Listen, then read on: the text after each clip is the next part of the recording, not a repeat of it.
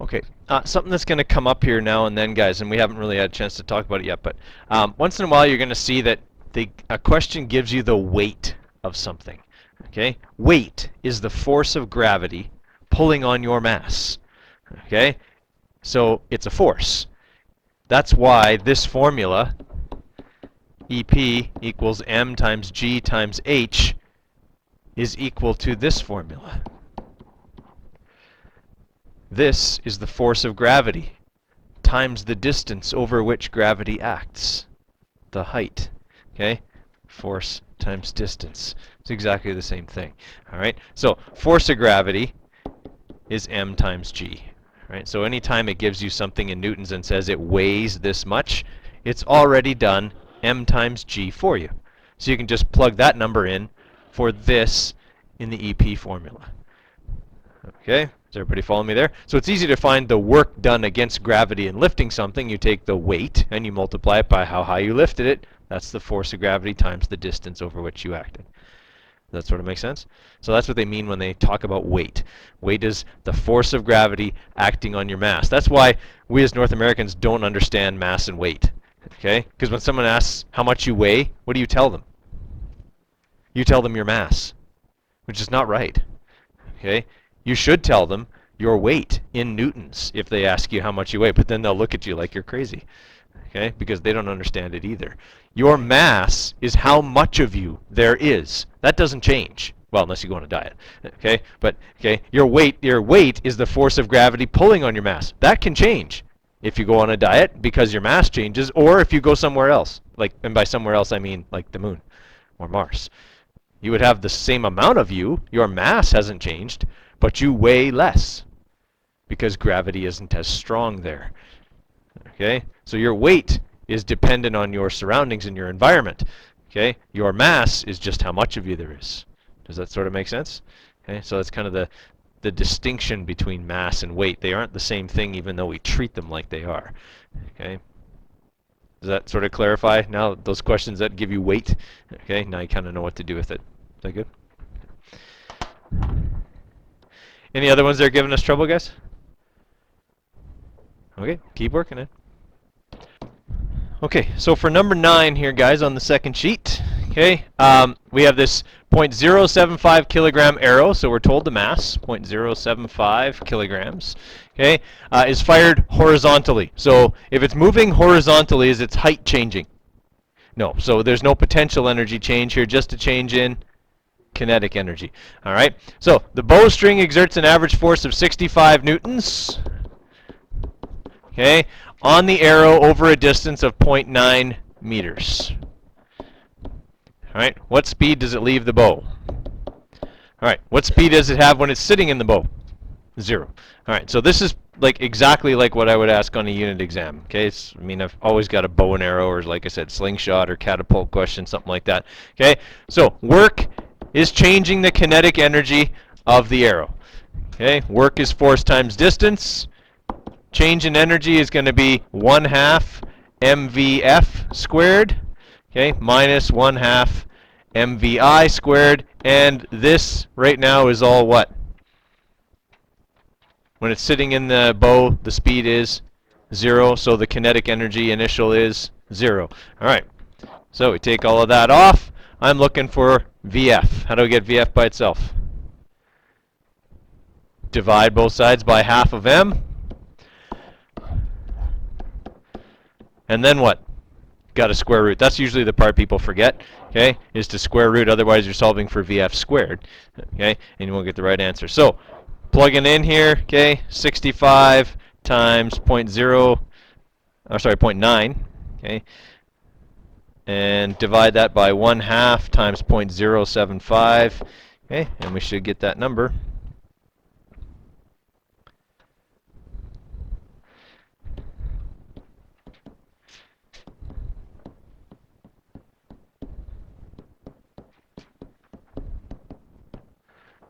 Okay, yep, 39.5.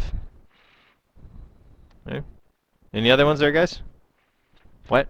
16 on this one. That's conservation of energy, though, isn't it? Oh, on the first one. Okay. All right. Okay, so for number 16 on the first sheet here, we're looking for the mass of a cannonball that is moving at 80 meters per second. So what kind of energy are we dealing with? Kinetic, okay? And it has 99,200 joules of energy, and that would be kinetic energy, 99,200 joules. All right? So I've been given V and I've been given EK. So it's not really a work energy theorem question, it's just what kind of energy? Kinetic, okay? EK equals 1/2 mv squared. Agreed? All right, I know V and I know EK, so I can solve for M.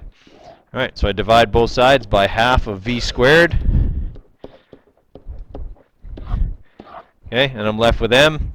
So that's going to be 99,200 joules divided by 1/2 times 80 squared. Okay, and that should give us our 31 kilos. Okay.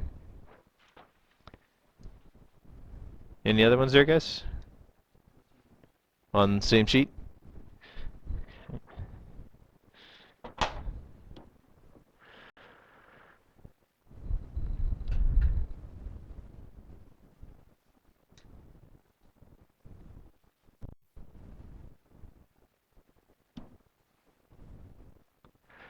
Okay, so for number 15, okay, we have this anvil, and sorry, what was the mass of the anvil?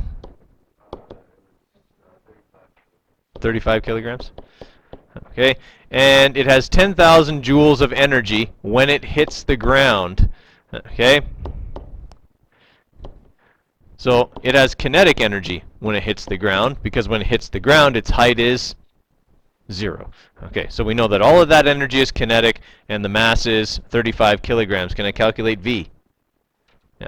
Okay, so it's just EK equals 1/2 mv squared. This time I'm looking for V.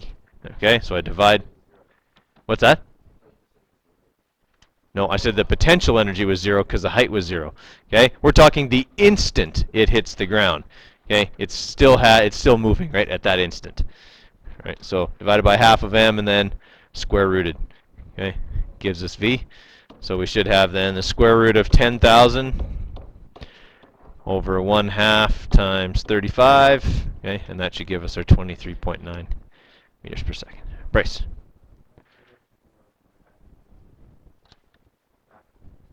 Number 4 on the back of page 2.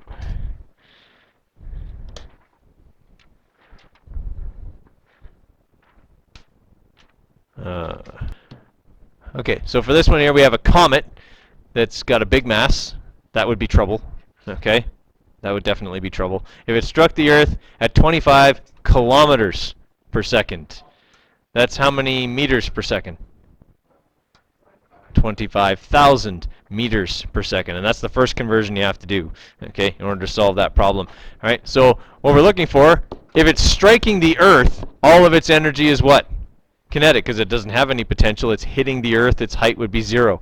Okay, so EK is 1/2 mv squared. 1/2 times 7.85 times 10 to the 11 times 25,000 squared.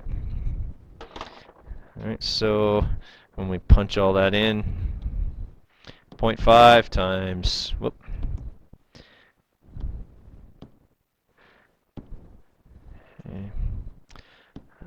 7.85 E11. Okay, it's 25,000